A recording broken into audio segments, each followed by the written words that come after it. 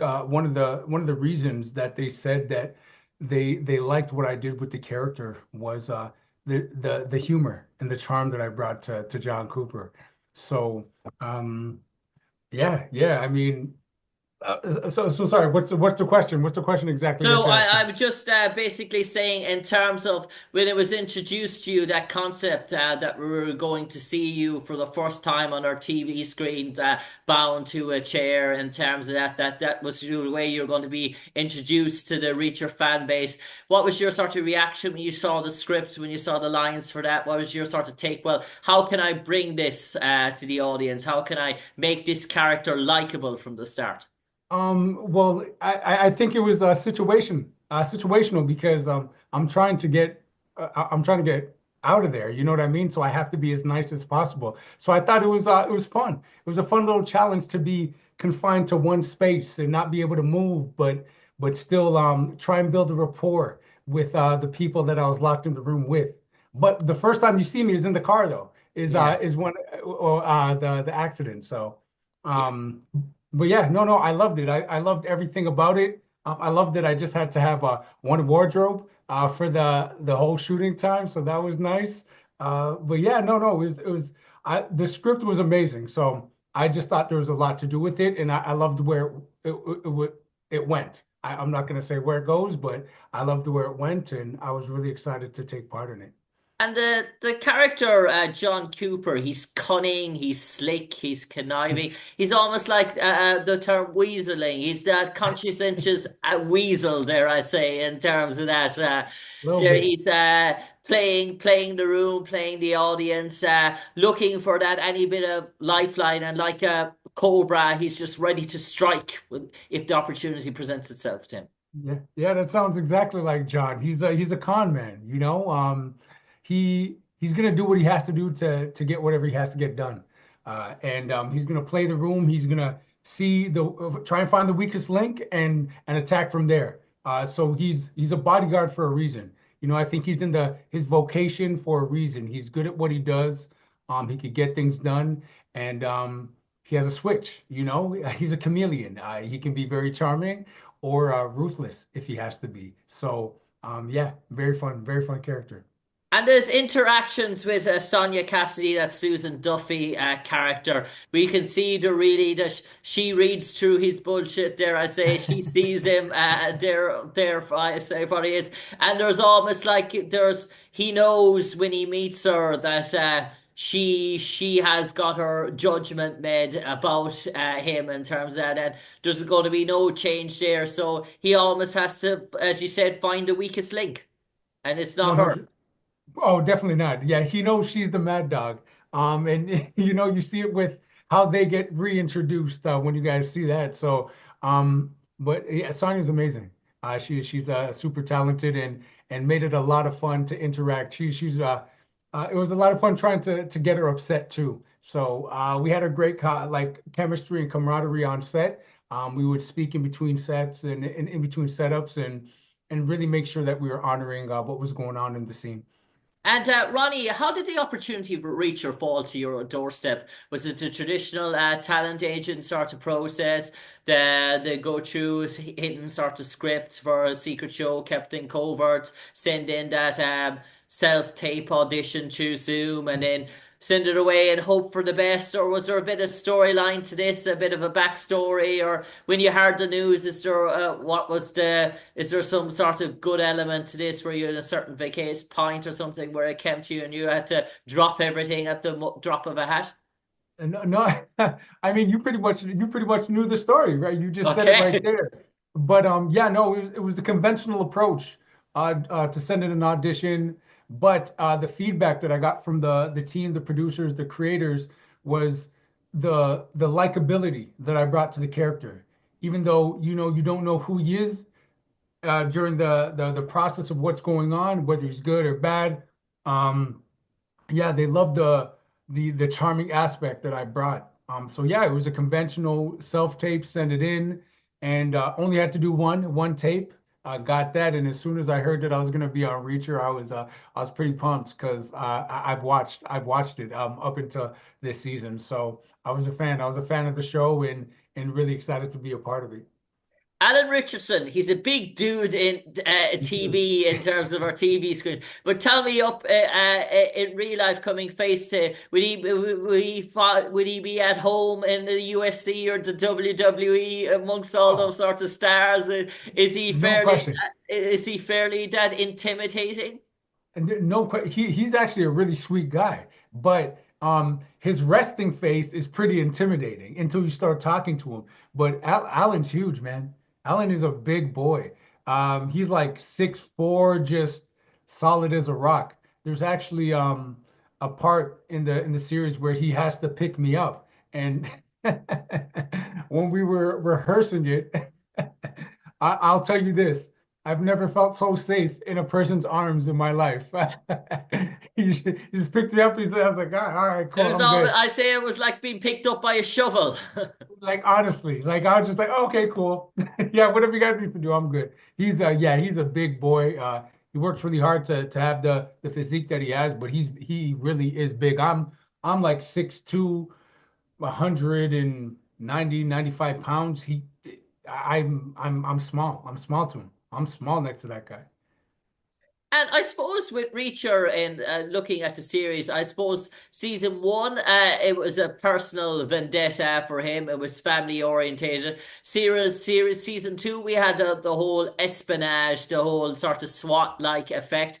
And season three now, it's more of a real lifetime story. We're going deep into the heart of traditional America for this sort of one in terms of where it's sort of headed. So it seems to be like the writers, the producers, they've looked at the overriding arc of all three seasons and they've tried to make them very different so they'll stand on their own. Yeah. In terms of their own 2 feet. And definitely season three, if you've never watched season one or season two, it stands on its own, dare I say. It's not, oh, this is Reacher season two all over again. This is very Right. much a completely different, separate sort of entity with a separate arc, separate storyline, new characters that you can engage with. And Reacher, dare I say, is the one overriding lap in terms of all three seasons, but all three seasons have their own uniqueness as well. That's what I find. Yeah, no, I agree. I almost feel like season three is like a combination of one and two. Like in like he teamed up with some people in season one, but season two was more of like seeing his origin story of how he used to work within a team and all that good stuff. And then season three brings us back to the similarities of one, but still very much his own person doing what he does in the way that he does it. So yeah, but it's definitely its own thing. The bad guys are a little bit different. I think they get a little more ruthless as each season kind of goes on. Yeah, you mentioned that, and we had maybe the main antagonist in season two was Robert Patrick, a legendary actor. And season three now we're getting the real sort of dark, sinister side of Brian T that does it to perfection. That sort of that chisel look, that look of stone. Dare I say, Yep. the guy that has emotionless, that is no emotions. Dare I say, and we're really getting to see that in terms of hearing his backstory, seeing some of the heinous crimes that he has committed as well. So we can always see that this enterprise that works under him, obviously you're one of those sort of enterprises. It's more they work in partition for respect, but out of fear. But dare I say, they know that he is not one to be crossed, dare I say, and even how much Reacher pressurizes them, they know maybe the consequences of crossing the boss might be even more Most definitely. ruthless. Most definitely. That's why I'm trying to get back home. That's why I'm trying to get back. But yeah, he's doing such a great job and playing the bad guy in such a stoic. I think a word that I can say for his demeanor is stoic. He's just very stone. But yeah, just an absolute pleasure to watch.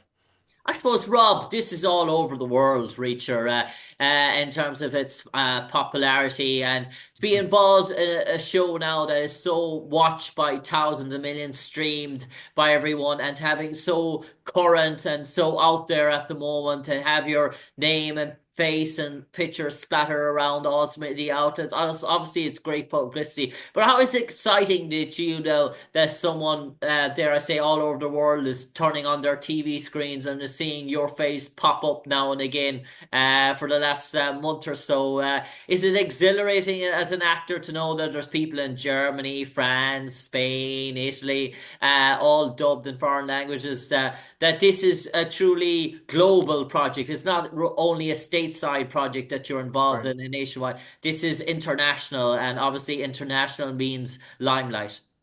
Yeah, I mean, it's such a blessing to be quite honest, and I think it's what every actor aspires for is to get that kind of exposure for people to just see what it is that you do. So yeah, it's exhilarating but humbling at the same time. You know what I mean? Just to know that you could be walking somewhere and somebody's like, "Hey, this guy looks familiar," and but again, I'm not going to complain about it. I was actually filming something in Berlin last year. So yeah, it's part of the dream. I want it to be international, not just domestic. And to see that Reacher is one of those things that's helping that dream come true is pretty amazing. And I get the feeling I we're not going to talk much about the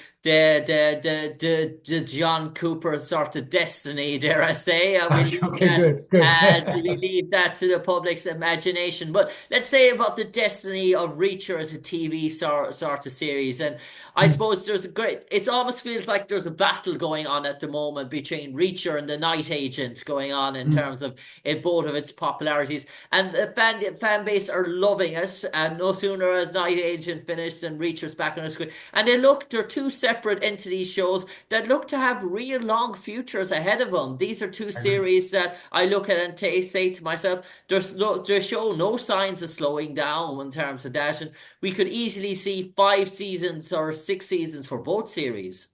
I agree. I agree. And it's such a well-oiled machine. They have such a chemistry and camaraderie that I see it going for definitely a few more seasons. It's honestly just whether or not Alan like if Alan still wants to do it, you know. But I don't see it stopping. I agree. I see it for like maybe six or seven. You know, it's got legs. It's got legs, and there's always a direction that they can go. And Alan does such a great job of just heading the ship. So they got a few more in there for sure. Yeah, and I suppose, dare I say, the Mystic Ball, we won't look into it, dare I say, but in terms of John Cooper, in terms of playing that sort of character, if you'd sort of to summarize and sum up his experiences so far in Reacher and maybe describe him as a person. I always ask this great question. If you were walking down the street as Ronnie Rowe and across the way you saw opposite you John Cooper walking Mm. across the way in a different direction, and someone asked you, "What you make of that guy? What's your sort of first general reaction?" How would you sum up John Cooper in two sentences? I would say hard to read. You know what I mean? Because he can put on masks. He can put on masks according to what he needs to get done or who he's trying to um let's hypnotize or like deceive. I liken John to a cobra. You know, he's a charmer. He's a snake charmer. So yeah, I'd be very not sure. I would see him and I'd be like, there's something about that guy. I don't know what it is, but there's something about. I don't know if I can get too close, and I don't know if I should stay too far either. So, yeah. Yeah. And I suppose, Ronnie Rowe, for all the audience, for all our listeners tuning in this evening, what sort of special message would you like to send them on behalf of the Reacher fan base and Reacher cast and crew, and maybe enlighten us what's in store for us going forward? I think we're on to the fourth or fifth episodes has dropped. You don't have to give away plot, but in terms of keeping us on the edge of the seats, are we in for another exhilarating rocky road ahead? Most definitely. Yeah, a lot of action, a lot of twists and turns, edge of your seat type of stuff. So I think people are going to be pleasantly surprised, but very satisfied with how the series continues to progress.